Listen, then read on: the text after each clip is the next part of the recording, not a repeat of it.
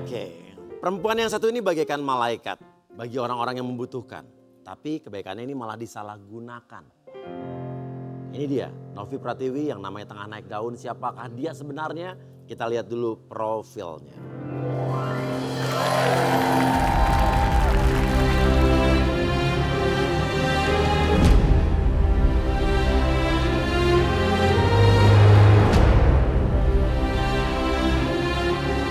Korban penyiraman air keras, Agus Salim akhirnya meminta maaf kepada para donatur setelah mendapat tekanan publik.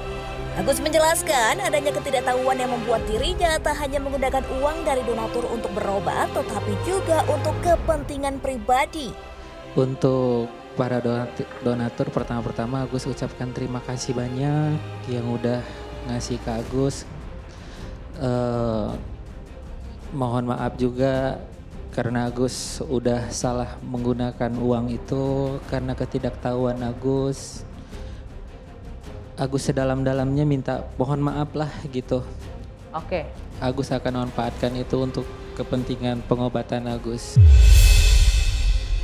Rupanya penyebab konflik Agus Salim dan Pratiwi Novianti kian kembali memanas. Pengacara Agus Salim, Alvin Lim, juga melaporkan Novi atas konten yang dibuat memparodikan Agus Salim.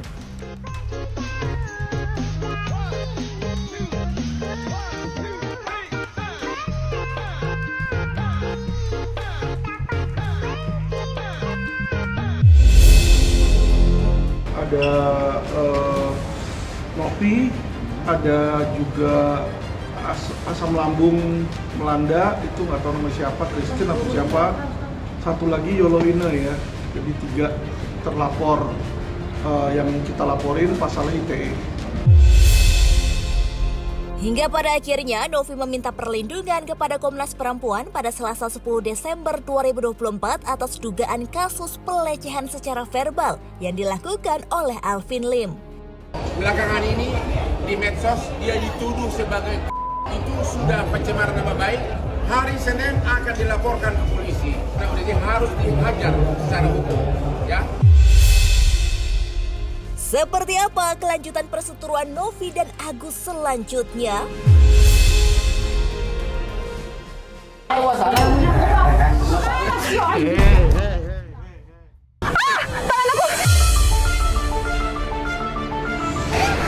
Astagfirullahaladzim.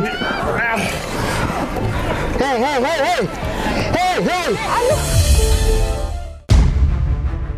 Hai. Lagi ngapain?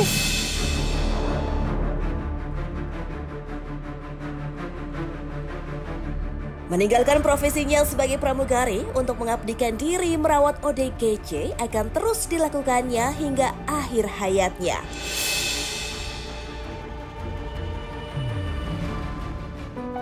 Iya, dialah Pratiwi Novianti. Wanita cantik yang akrab disapa Novi ini rela mengabdikan dirinya untuk membantu para ODGJ dan korban terlantar seraya demi mendapat kelayakan hidup.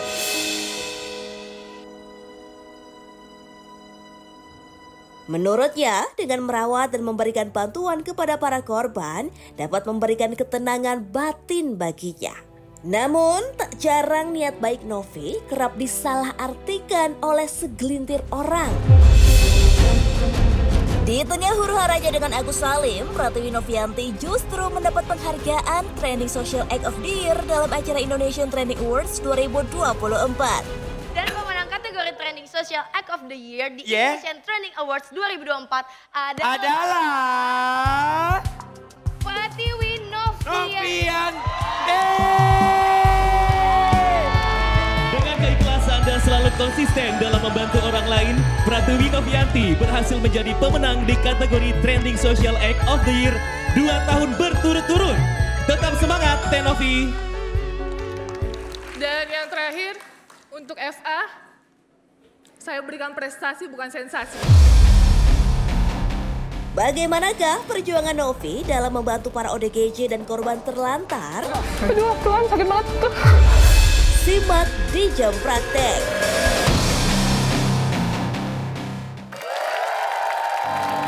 Oke, Novi Pratiwi udah hadir tengah kita nih. Pramugari, sekarang ngurusin ODGJ. Betul. Oke. Apa sih yang membuat kamu tergerak dari pramugari gitu ya? Yang di atas pesawat terbang kemana-mana gitu kan. Ngelayanin orang yang naik pesawat. Terus pakai pakaian bagus, full make up, biasa kan gitu kan. Pindah-pindah kota. Terus tiba-tiba ngebantu orang-orang tersebut yang kebanyakan adalah ODGJ gitu. Mungkin fase di mana saya menemukan passion saya, hidup saya membantu orang. Apa? Fase apa? Momen apa? Momen waktu itu masih belum punya YouTube. Pernah ke suatu yayasan, itu untuk ODGJ di Tasikmalaya, namanya Yayasan Mentari Hati. Nah, disitulah kita bertemu dengan 200 ODGJ terlantar yang notabene tidak punya keluarga.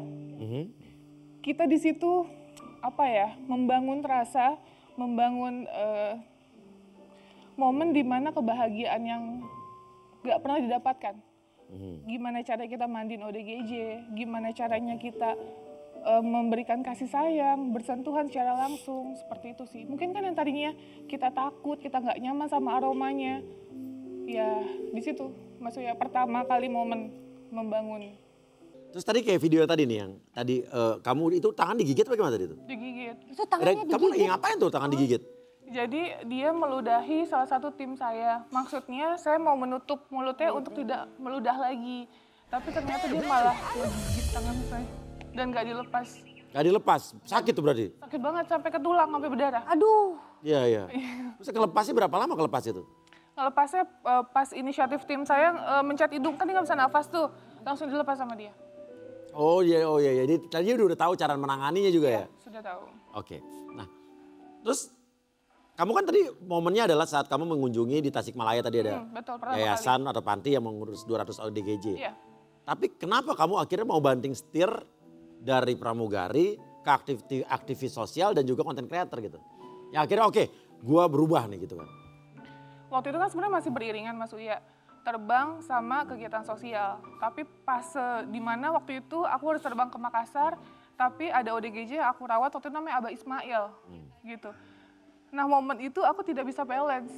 Jadi aku mutusin ini passionku, ini kebahagiaanku, jadi aku fokus terjun langsung terhadap kegiatan sosial ini. Kasus atau misalnya aktivis sosial apa, kasus apa yang Kak Novi tangani untuk pertama kali waktu itu? ODGJ. Yang gimana? Yang gimana ceritanya? Yang pertama yang aku evakuasi sebelum punya YouTube ya, itu 3 orang kita evakuasi di jalan di daerah Tasik sama Irfan Hakim. Makanya mungkin Irfan termasuk orang yang berjasa dalam hidup saya gitu. 3 orang, terus posisinya waktu itu ada satu ODGJ yang benar-benar kondisi kakinya patah, itu sempat viral juga. Terus dia maunya sama aku, saking dia pegang aku itu sampai kecakar tanganku. Novi, akhirnya kan di konten kamu tuh banyak sekali orang-orang ODGJ yang kamu evakuasi ya. Nah dari mana orang-orang ini butuh bantuan, kamu tahu dari mana infonya? Nggak mungkin kan ODGJ itu nelfon kamu, halo Novi, tolong dong bantu aku gitu, nggak mungkin kan?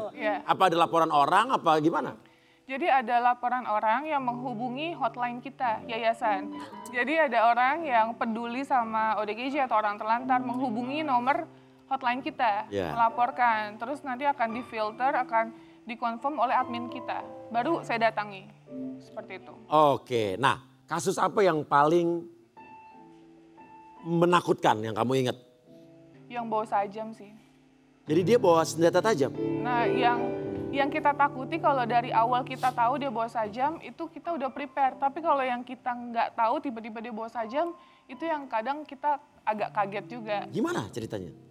Ya jadi waktu itu kita sempat dapat informasi di daerah Jawa Barat terkait ODGJ ini. Nah kita nggak tahu kalau ODGJ ini memiliki sajam, karena tidak ada informasi sama sekali gitu. Pas kita datangi, dia ngancem untuk ngeluarin sajamnya. Akhirnya step by step kita mundur, kita cari bantuan dulu, karena kan kita kekurangan tenaga ya, kita cuma berdua. Akhirnya kita minta bantu evakuasi sama dinas sosial, dan alhamdulillah terevakuasi.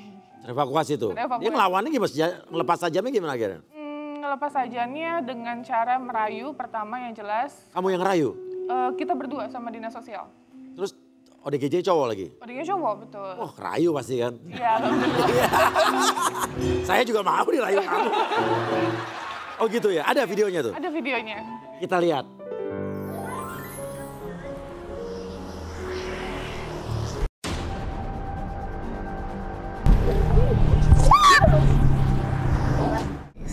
sempat mengancam warga sekitar dengan menggunakan parang atau golok. Katanya mau bawa golok, kenapa? Nyari. Siapa yang mau dibawa? Siapa yang mau dibawa? Nggak ada, mau dibaca nggak ada. Loh, bawa golok ngancam-ngancam orang katanya.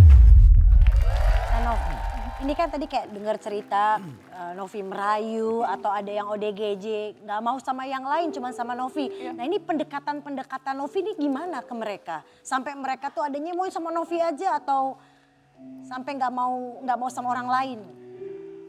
Jujur kalau pendekatannya aku lebih ke dasar sih ya. Misalnya contoh nih, ODGJ ini ada di bawah. Kita tuh nggak boleh seolah-olah commenting sama dia dengan cara menyuruh tapi kita dengan posisi berdiri. Nah itu nggak boleh. Jadi ketika dia duduknya ngampar ya kita harus ikutan ngapar juga ya, gitu. Kita harus ikut juga. Terus kita harus menjelaskan niat baik kita. Bapak Ibu izin boleh nggak saya bantu? Gitu boleh nggak saya bantu bersihkan, saya bantu ke tempat yang lebih layak. Karena kan kalau dipikir-pikir ODGJ ini kan kayaknya kalau misalnya kita ngomong atau gimana kan kadang suka menyerang gitu kan. Karena mereka kan juga nggak tahu apa yang mereka lakukan. Ya. Kita harus jelasin misalnya, Bapak ini saya... Contohnya Uya aja sini ceritanya. Contoh, kamu ngomong sama saya. Harus ada ini prakteknya. Contohnya misalnya, Bapak, saya Novi, saya dari yayasan ini. Tetap kita harus menjelaskan siapa kita, terus kita bilang, Bapak izin saya punya niat baik mau membersihkan Bapak, semoga Bapak mengizinkan. Terus biasanya rambutnya kan kotor-kotor gitu kan? Iya tuh kotor-kotor gitu lah. Mau. Saya mau dibersihkan. Pasti kita akan izin, boleh nggak kita potong rambutnya? Percaya ya Pak sama kita baik, gitu niat kita baik. Barulah kita coba bersihkan sedikit demi sedikit. Gitu. Oh ada sempat kamu bersihin rambut, iya, lagi gimbal banget tuh. Itu sensasi yang tidak bisa dibayarkan pakai apapun. Oh ya, sensasi yang tidak bisa dibayarkan pakai apapun. Kenapa? Kenapa gitu? Maksudnya seneng kan. Kalau aku ada kepuasan tersendiri ya, ketika aku menggunakan tanganku membantu orang, setelah itu bersih yang tadinya kotor banget, itu seneng banget. Aku jadi mau dikeramasin. Nov, kesulitan apa sih yang Novi rasakan ketika mendekati orang-orang tersebut? Kesulitannya biasanya sih mungkin berkoordinasi dengan dinas sosial ya. Dinas sosial ya. Tapi kalau misalnya emang kita tidak, mungkin lagi sibuk, kita tidak belum jadi prioritas, biasanya kita langsung action sendiri. Apalagi kalau misalnya ODGJ udah luka-luka, terus ODGJ yang hamil, nah itu kita prioritaskan. ODGJ hamil? ODGJ hamil yang siapa itu? Nah itu, nggak tahu yang siapa tapi dapat informasi ODGJ hamil itu udah banyak, lebih dari 10. Itu yang ODGJ juga? Apa orang-orang karena dia di pinggir jalan, orang-orang yang memanfaatkan ODGJ untuk, ngerti gak sih maksud gue? Betul, mayoritas menurut informasi yang kita dapatkan, yang biasa adalah orang yang lewat. Bahkan orang yang lewat. Orang yang lewat. Iya. Berarti istilah bisa dibilang orang normal. Orang normal ya, dong. Betul. Tapi yang sesungguhnya ODGJ sebenarnya ya dia lah. Iya bener, aku baru mau ngomong kok agak sedikit nggak masuk akal ya buat kita. Ada nggak cerita yang menyentuh dan miris ketika kamu membantu orang-orang ini? Yang paling? Yang paling miris, ya mungkin kalau lebih menyentuh hati ketika kita nemu lansianya dibuang atau ditelantarin sama anaknya, sama keluarganya gitu. Itu udah sering sih dan lumayan banyak. Ada yang membuang orang tua mereka kayak gitu? Ada ternyata ya? Ada. Ya mungkin kita nggak bisa menjudge masa lalunya seperti apa, tapi buatku manusia itu pasti punya kesalahan. Gitu, tapi mungkin ada sebagian orang yang tidak menerima kesalahan itu yang akhirnya kebanyakan sih laki-laki yang ditelantarkan ya, bapak-bapak gitu ada di jalan dengan kondisi yang udah umur 70 tahun. Ya kasihan, pasti kita akan evakuasi ke panti. Kamu betah banget di situ? Apa? Betah banget di situ. Iya. Maaf, memang harus digalakin. Harus digalakin supaya nurut. Nah, gue mau cerita juga sama dia curhat. Ya kan? Gimana perasaannya hidup sama dia? Ini sebuah pertanyaan yang aku penasaran. Pernah nggak ada orang yang dibantu tapi nggak tahu diri? Tertawa loh. Novi langsung tertawa. Gitu. Ada nggak? Kalau nggak tahu diri, aku nggak tahu bahasa tepatnya apa. Tapi Karena ODGJ emang nggak tahu dirinya sendiri kan biasanya kan. Tapi jujur, ODGJ tuh lebih mengerti loh ketika kita membantu, apalagi sembuh, yang ngegigit itu dia udah sembuh, dia sampai meluk aku dan minta maaf juga. Itu mendapatkan feel yang jujur nggak bisa diungkapkan pakai apapun. Tapi ada yang ternyata kondisi sehat secara mentalnya gitu, tapi saya merasa saya membantu, tidak mendapatkan feedback baik gitu. Tidak mendapatkan? Feedback baik. Apa tuh, kayak apa tuh? Jadi kayak misalnya saya sudah berjuang gitu untuk salah satu orang ini gitu, kita udah, bahkan kan saya sempat minta tolong untuk case-nya ini di-up ke media, karena mungkin di media saya kurang waktu itu. Akhirnya saya berpikir kan gimana caranya case ini bisa lebih viral lagi, karena waktu itu dia menceritakan ada 2 pelaku, yang satu sudah tertangkap, yang satu belum, katanya seperti itu. Ya akhirnya saya sampai ngecat beberapa artis untuk bantuan orang tersebut gitu, tapi ternyata saya malah dilaporkan. Tapi yang penting niatnya, memang yang penting niatnya baik ya, niatnya baik, maksudnya baik, tapi memang kadang banyak disalahartikan sama orang, banyak beberapa orang lah ya. Kalau ngomong orang tersebut bingung saya, beberapa orang saja. Nah, setelah kejadian itu terjadi gitu kan, kamu sekarang bukannya kemarin terakhir ada satu kasus juga di mana kamu membantu seseorang yang inisialnya Agus kemarin kalau nggak salah. Bukan inisial. Nah, tapi akhirnya ada saling lapor dan melaporkan ke polisi gitu. Kamu kapok nggak saya tanya? Nggak ada saling lapor ya, saya nggak pelapor. Oh iya, dilaporkan berarti ya? Saya dilaporkan. Kalau dibilang kapok enggak. Karena buat saya sudah melakukan yang terbaik. Ini adalah kewajiban yang dari perintah Allah. Saya ikhlas, apapun itu yang terjadi nggak masalah sih. Oke. Kamu dari YouTube pemasukan kamu sebulan berapa kalau boleh tahu? Cukup lah. Nah, banyak kan pemasukan buat YouTube itu apa justru pengeluaran kamu untuk nolongin orang-orang itu gitu? Dari pendapat YouTube, Facebook, dan semua sosial media ya. Hampir lebih dari 50% kita untuk biaya operasional yayasan. Yayasan? Ya. Oh 50%-nya ya? Ya 50% lebih malah. 50% lebih ya. Sisanya wajar lah orang kamu content creator buat kamu ya kan? Pernah nggak kamu nanganin orang terkenal, public figure atau ya dari kalangan entertainment yang juga dia mengalami gangguan jiwa, depresi atau dan sejenisnya? Pernah. Apa itu? Siapa? Maksudnya apa profesinya? Dia penyanyi, dulu dia terkenal di tahun 90-an, pernah punya album. Penyanyi tahun 90-an? Ya dia terkenal, dia sering ke TV-TV dulu, salah satu stasiun TV pernah manggil dia, terkenal lah. Oke, cewek cowok? Cewek. Oke, kenapa dia? Dia depresi karena katanya divorce ya. Oke. Jadi karena keadaan, iya terus ditambah ibunya meninggal, orang tua meninggal, tekanan yang mungkin bertubi-tubi dan dia tidak menceritakan ke orang lain. Disimpan sendiri? Betul. Apa yang terjadi dengan dia? Waktu saya temukan, saya evakuasi. Kamu nemuin? Saya temuin. Iya. Saya ketemu di rumah kosong, jadi rumahnya itu dulu milik dia, tapi sudah dijual untuk biaya pengobatan. Ibunya? Dia juga, dia juga sakit ya. Iya. Terus saya temuin dengan kondisi ya, kalau dibilang kurus-kurus ya, terus rumahnya nggak layak huni lah, itu nggak ada ventilasi udara, terus rumahnya terkunci, dia lewat jendela. Siapa itu orang berarti? Bu Neneng. Bu Neneng? Ya. Sekarang gimana kabarnya? Sekarang baik, sehat, tambah gemuk, terus kondisi mentalnya juga udah sangat bagus sekali. Neneng siapa sih? Bu Neneng Safitri. Safitri ya. Nah, jadi penasaran kan bagaimana kondisinya Ibu Neneng sekarang? Kita datangkan langsung saja, inilah dia Ibu Neneng.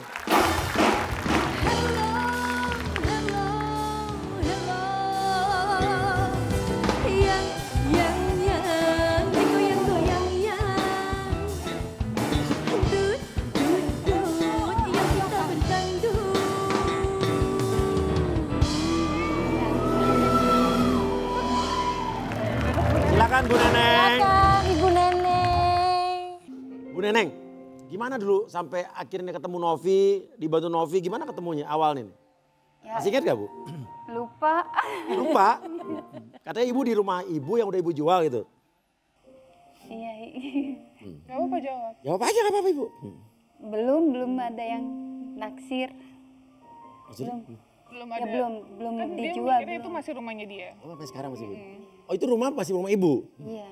Tempat kelahirannya Bu Neneng. Tempat kelahiran Bu Neneng. Asli iya.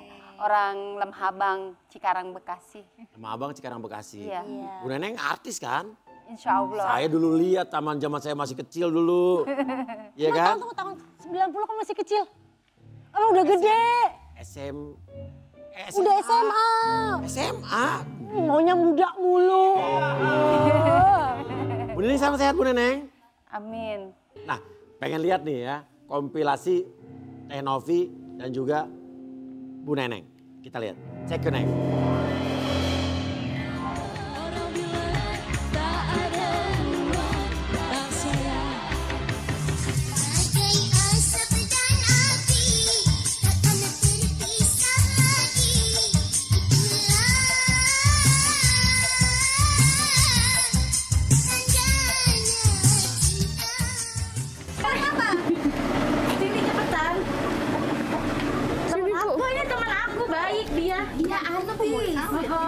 Mau disawer kok, Tante Bu Neneng mau disawer mau apa? Mau susu coklat?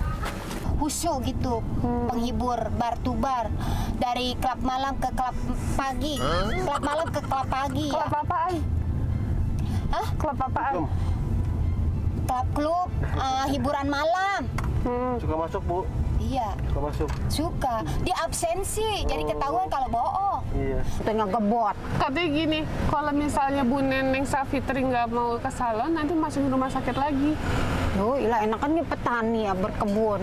Mau emang mau? Enggak, Bu Neneng emang mau di rumah sakit lagi? Oh tidak, udah Ya, aja biasa aja. Ya makanya itu mah harus dibenerin rambutnya. Kak, udah disisir ya, teratur. Kata makannya itu ada ayam. Aku beliin. Oke? Ayam jago ini lagunya. Asik. Lagu pantun syair asmara. Asik. Ayam jago ini lagunya. Asik. Lagu pantun syair asmara. Langsung. Iya, Bu Neneng makasih. Ya, Jangan sama-sama. dong, aku yang saling. Makasih ya Bu Neneng. Iya, kasih. Neneng. Sekarang udah ke salon belum? Dulu rambutnya gimbal. Udah ke salon sekarang? Udah. Dulu gimbal kan? Enak gak di salon? Enak. Krembat gak krembat? Di apa tuh? Pijet-pijet nggak? Iya. Pijet-pijet. Kita lanjutkan obrolan kita yang tentunya akan lebih bikin kalian penasaran lagi. Jangan kemana-mana, tetap di Jam Praktek.